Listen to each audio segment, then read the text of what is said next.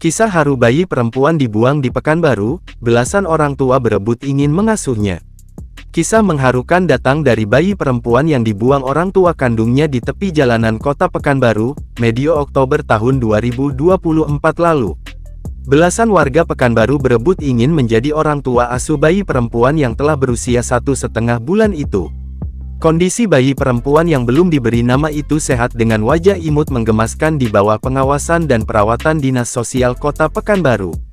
Berempati dengan kondisi bayi malang ini, belasan warga Pekanbaru berebut ingin mengasuh bayi yang ditemukan buruh bangunan.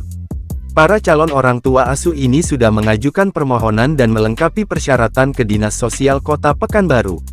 Banyak calon orang tua asuh mengajukan diri agar bisa merawat bayi tersebut, ujar Kepala Dinas Sosial Kota Pekanbaru, Idrus kepada tribunpekanbaru.com, Kamis tanggal 28 November tahun 2024. Namun sejauh ini ada 3 calon orang tua asuh yang memenuhi persyaratan.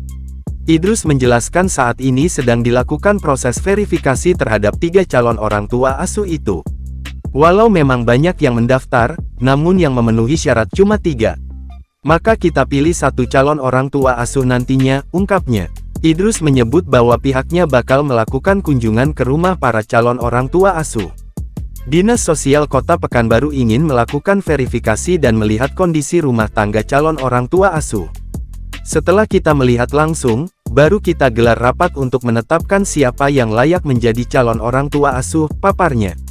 Sejak dibuka pengajuan pengasuhan total ada belasan calon orang tua yang mengajukan diri. Ia menyebut total ada 14 calon orang tua asuh yang berminat untuk merawat bayi ini. Idrus menyebut para calon orang tua itu tidak cuma mendaftar saja, tapi juga mengirimkan persyaratan secara langsung ke Dinas Sosial Kota Pekanbaru. Namun cuma 7 orang calon orang tua asuh mengirimkan persyaratannya dan 3 yang memenuhi syarat, terangnya.